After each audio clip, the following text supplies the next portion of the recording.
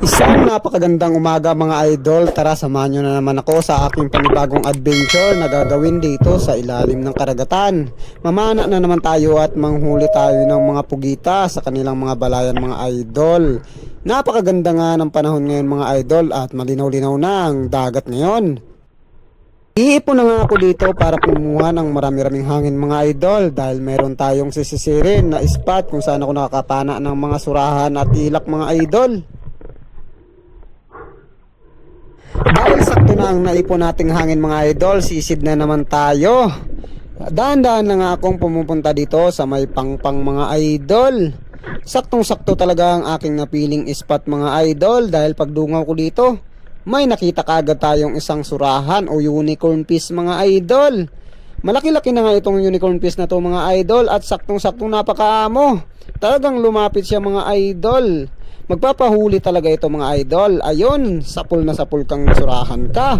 Napakalaking mga idol. Estimated kilos ko nito ay nasa 1.6 kilos o 1.8 mga idol. Malaki at napakataba nito. Napakasarap nito pang ihaw.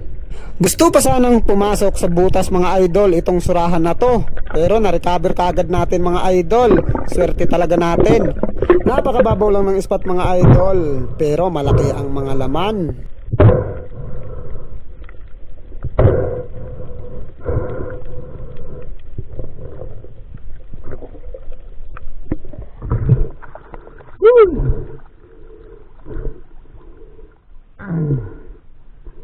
Ang laki.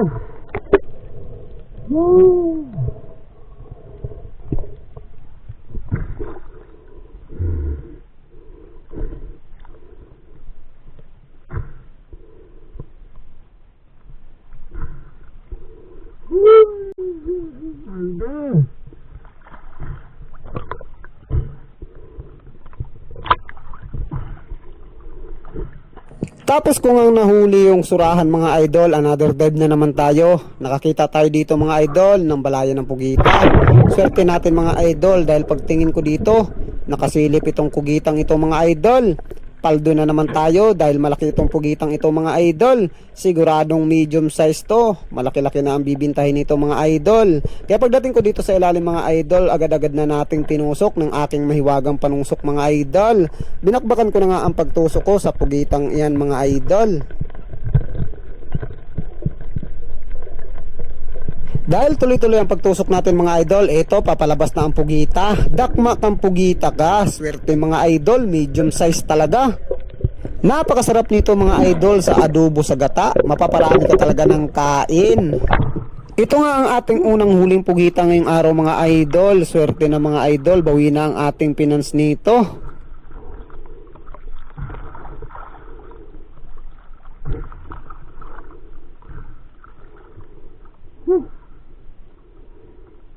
Another dive na naman tayo mga idol. Meron na naman tayong sisisirin dito na spot na mga lupine rammer or ilak mga idol. Kumukuha na nga ako dito ng hangin mga idol para dalahin natin dito sa ilalim mga idol. Para makatagal tayo sa ilalim at makapag-ambos tayo ng isdang ilak mga idol kung meron man. Pababa na nga ako dyan mga idol at humahanap na ako ng aking mapipistuhan para sa pag-ambos. Napakaswerte talaga natin mga idol dahil pagdating ko pa lang sa ilalim may sumugod na kagad ng mga ilak mga idol o lupine dami. Kaya pinili ko ng mga idol ang malaki-laki. Yon, sapul na sapul mga idol na barbecue ang tama. Mayroon na naman tayong napakasarap na isdang pang inihaw. Paldo na naman tayo mamaya sa ulam. Mapaparami na naman tayo ng bahaw.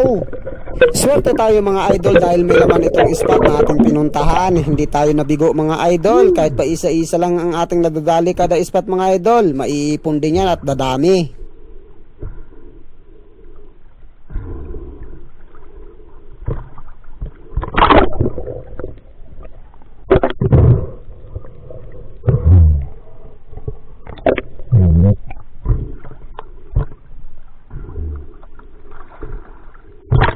Pagtapos ko ngang mailagay mga idol sa aking lalagyan, nag-iipon na naman ako ng maraming hangin mga idol dahil malalim-lalim itong aking sisisirin. Talagang titingnan natin mga idol kung mayroon bang laman ng mga lupin drummer talaga sa baba mga idol. Dahil minsan kasi nasa baba yung mga isda mga idol. Nagbabaka sakali lang ako mga idol na may laman itong mga area natin dito.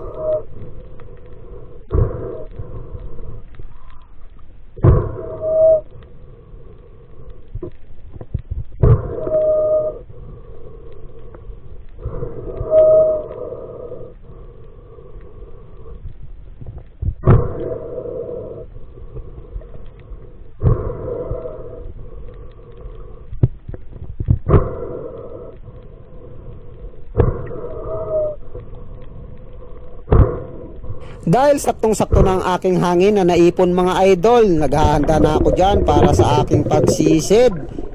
Habang nandito pa ako sa itaas mga idol ay humahanap na ako ng aking mapipistuhan para sa pag-ambos mga idol.